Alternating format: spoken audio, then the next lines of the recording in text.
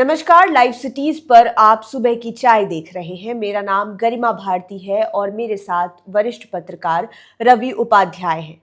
Sir, सुबह की चाय में हम लोग ताज़ा घटनाओं पर बातचीत करने वाले हैं।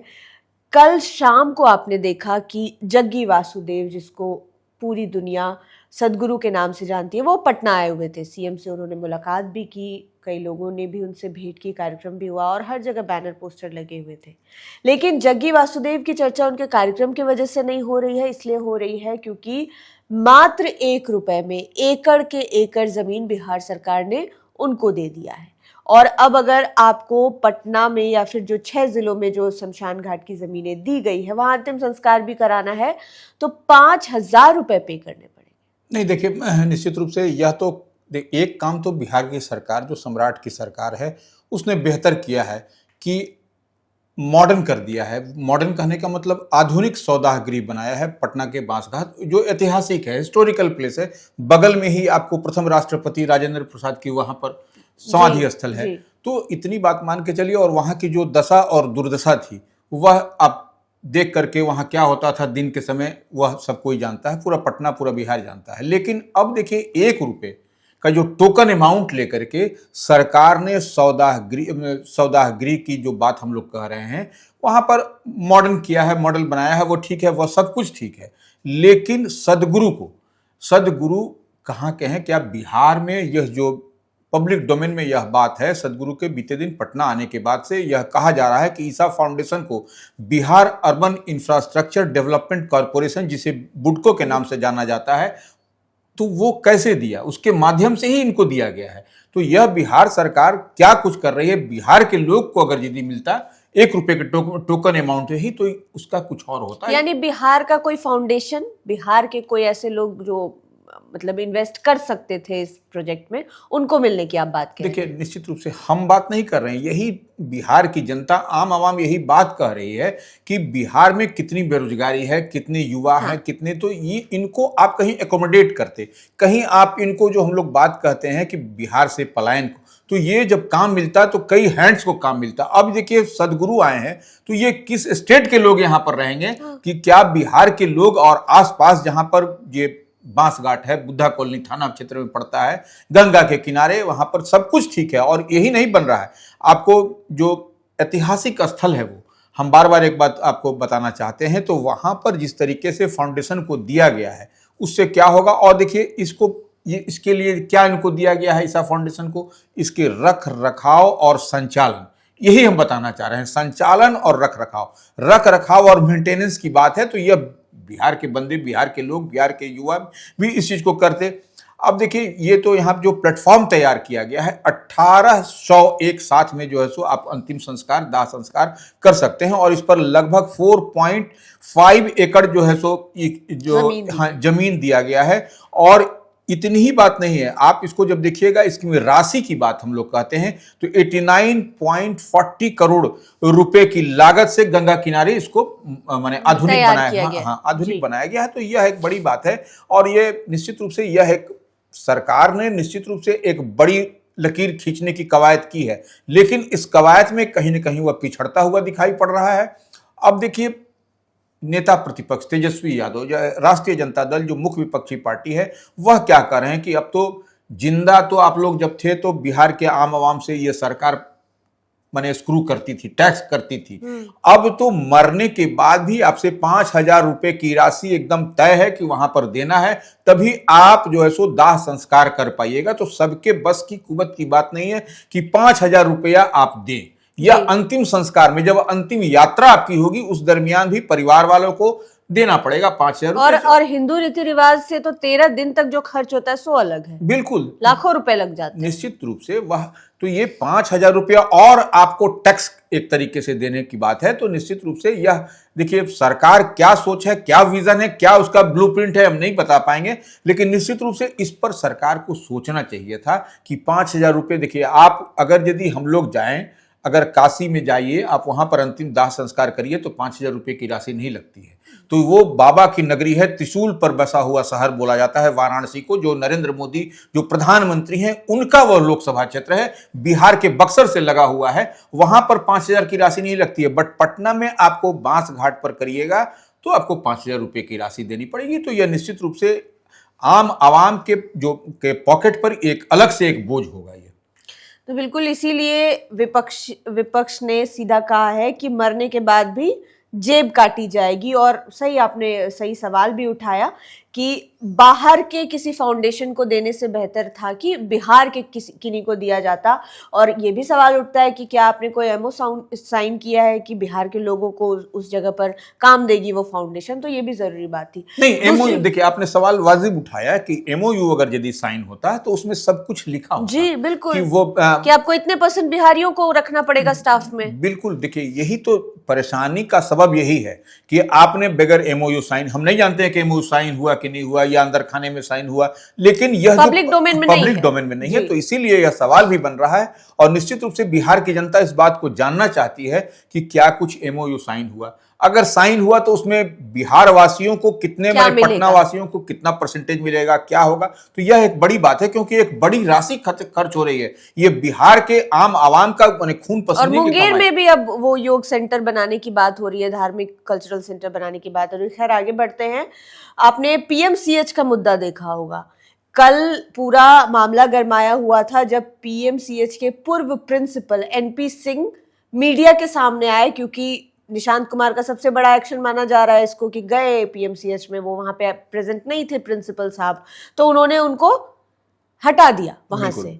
और अब वो सामने आए, क्या कुछ कहा था उन्होंने? नहीं देखिए, निश्चित रूप से बिहार का प्रतिष्ठित पटना का जो पीएमसीएच है, पटना मेडिकल कॉलेज हॉस्पिटल है, और उसमें डॉक्टर एनपी सिंह वहां पर थे, जिस दरमियान आपको स्वास्थ्य मंत्री निशांत कुमार गए, वह उस समय वहां उपस्थित नहीं थे। लेकिन जो जानकारी छन करके आई है कि उनके पेट के पास में कोई जल गया था, इस कारण जो बर्न हो गया था, तस्वीर में दिखा भी रहे थे बिल्कुल। तो वो ऐसी स्थिति परिस्थिति में कोई आदमी कैसे रहेगा, एक सर्टेन उम्र भी है उनका, ऐसी बात नहीं है कोई युवा है हमारे आपके जैसे हैं, तो वह कहीं ना कहीं यह थे नहीं। अब उनसे बिना शो कॉज, बिना कारण बताए नोटिस, देखिए एक सरकारी प्रक्रिया होती है, उस प्रक्रिया में आपको हटाना है या कहीं ये करना है तो आप उनसे शो कॉज पूछ सकते हैं, कारण बताओ नोटिस पूछे कि हम गए वहां औचक निरीक्षण में या निरीक्षण करने, तो आपको हमने एब्सेंट पाया, गैर हाजिर पाया। एनपी सिंह की शिकायत भी यही है कि उनसे कुछ कहा नहीं गया, कुछ पूछा नहीं गया, कोई फोन नहीं आया। देखिए यह डॉक्टर एनपी सिंह की शिकायत है, वह हम अलग बात है, लेकिन ये आमतौर पर प्रक्रिया है। हाँ, प्रैक्टिस भी यही है, सरकारी प्रैक्टिस यही है कि आप उससे कारण बताओ नोटिस, शो कॉज नोटिस पूछेंगे, तब आपको अगर यदि सेटिस्फैक्शन आपको नहीं हुआ, सेटिस्फैक्टरी नहीं आंसर मिला आपको, तब फिर आप फर्दर उस पर जो कार्रवाई स्वतंत्र है कार्रवाई करने के लिए। लेकिन आपने बगैर पूछे जांचे आपने कह दिया, और ऐसी स्थिति परिस्थिति में जो खुद प्रिंसिपल जो है वह पीड़ित हो, तो ऐसे में उनके अलावा उनके पास कोई, और उनका आपने स्थानांतरण कर दिया, उनको आपने हटा दिया, तो ऐसी में, और उनके जगह पर दूसरे महिला को आपने वहां पर बना दिया। तो यह कई सारी देखिए बातें हैं, वहां कुछ न कुछ चल रहा था, और इसी का नतीजा है कि डॉक्टर एनपी सिंह ने संभवतः इस्तीफा भी कर दिया है।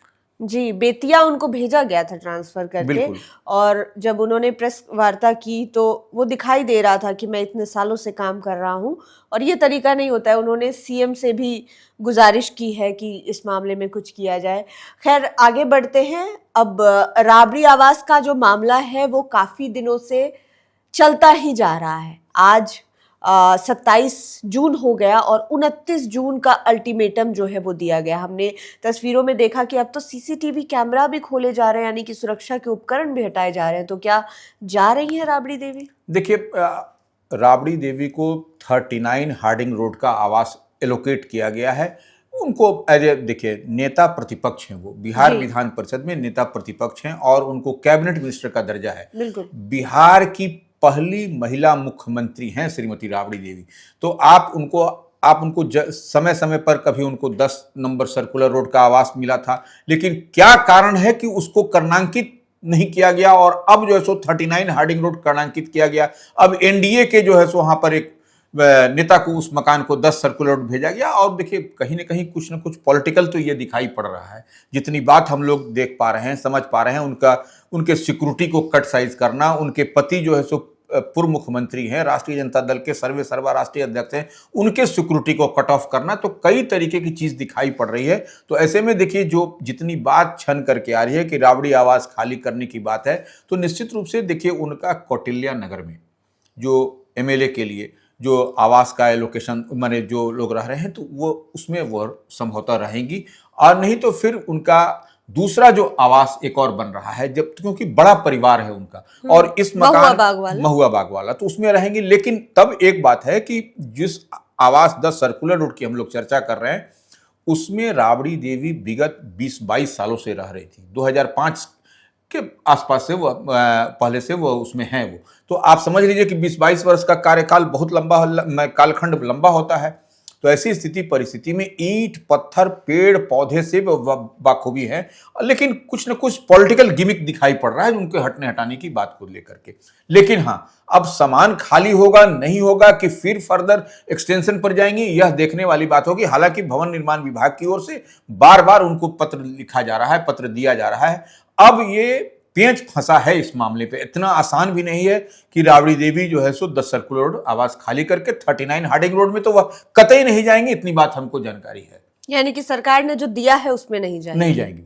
जी, आगे बढ़ते हैं। बिहार में उच्च शिक्षा को लेकर कई काम किए जा रहे हैं।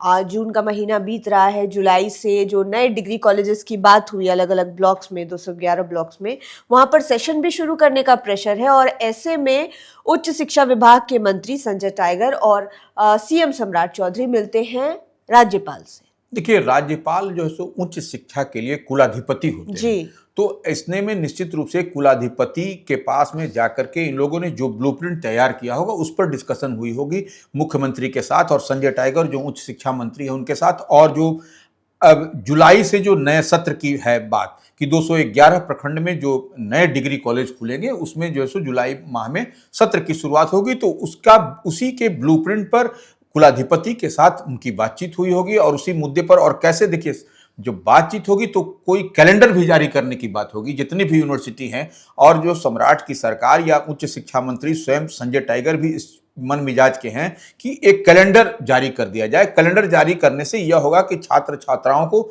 जो भी पढ़ेंगे विश्वविद्यालय में उसमें कॉलेजेस में उनको सब कुछ आपको उसी डेट तिथि में होगा। वो कोई नहीं ना आगे होगा ना पीछे होगा। तो कई सारी बात और वही ट्रांसपेरेंसी की बात हो रही है। ट्रांसपेरेंसी की यदि हम लोग बात करते हैं तो वही जब कैलेंडर जब जारी होगा कॉलेजों की ओर से तब आपको ट्रांसपेरेंसी होता हुआ दिखाई पड़ेगा कि क्या कुछ किस तिथि को क्या होना है। लेकिन सर कई सारी बातें और भी उठ रही है। खैर डिग्री कॉलेजेस जब शुरू होंगे तब देखा जाएगा कि 2-3 कमरों में कैसे कॉलेज चलते हैं। इसके अलावा ये भी देखना होगा कि कैसे प्रोफेसर्स की बहाली होती है, क्योंकि पीएचडी वाले स्टूडेंट्स भी बहुत सारा मैटर उठा रहे हैं बिहार में कि उनको मौका दिया जाएगा या नहीं दिया जाएगा। अब ये बात उठ रही है कि जो ऑलरेडी शिक्षक हैं स्कूलों में, बीपीएससी वाले शिक्षक, अगर वो नेट क्लियर किए हुए, नेट जीआरएफ या फिर पीएचडी किए हुए हैं तो उनको सीधा मौका दे दिया जाएगा।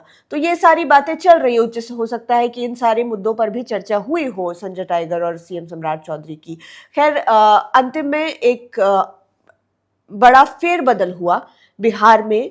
90 जो अधिकारी हैं भूमि और राजस्व सुधार विभाग के राजस्व कर्मी हैं उनको इधर से उधर कर दिया गया। और ये बड़ी संख्या होती है। इससे पहले भी 60 लोगों पर एक्शन हुआ था लेकिन इनको सिर्फ इधर उधर किया गया है। क्या मामला है? नहीं देखिए कोई मामला नहीं है। जून का महीना है। जून के महीने में आपको हर विभाग में आपको स्थानांतरण पदस्थापन ट्रांसफर पोस्टिंग होती है। यह प्रक्रिया है, इसमें कहीं कोई दिक्कत नहीं है। हाँ तब है कि अब आपको जो 60 जो है सो राजस्व कर्मी कह लीजिए, अंचलाधिकारी कह लीजिए, इन पर जो कार्रवाई हुई है तो एक बार में एक लॉट में नहीं हुआ है। यह धीरे धीरे आपके कार्यशैली को देख करके आपको जो रैयतों के लिए, देखिए राजस्व में भूमि सुधार विभाग के मंत्री हैं दिलीप जायसवाल, तो वह चाहते हैं कि 100% जो रैयत के लिए है कि कंप्यूटर का माउस को क्लिक करें और उससे पता चल जाए आपके जमीन के लेफ्ट में क्या है, राइट में क्या है, आगे क्या है, पीछे क्या है। और आप देश में रहिए या विदेश में रहिए आपको अपने जमीन का जो आकार है उसके बगल में अगल में सब कुछ पता चल जाएगा। और ये डिजिटलाइज करने की प्रक्रिया है। इसमें जो पेपर का फुलंदा और मैप लेकर के चलने की जरूरत नहीं है। आप छोटा सा एक क्लिप में सब कुछ जान लीजिएगा और वही आपको उसमें रखा रहेगा।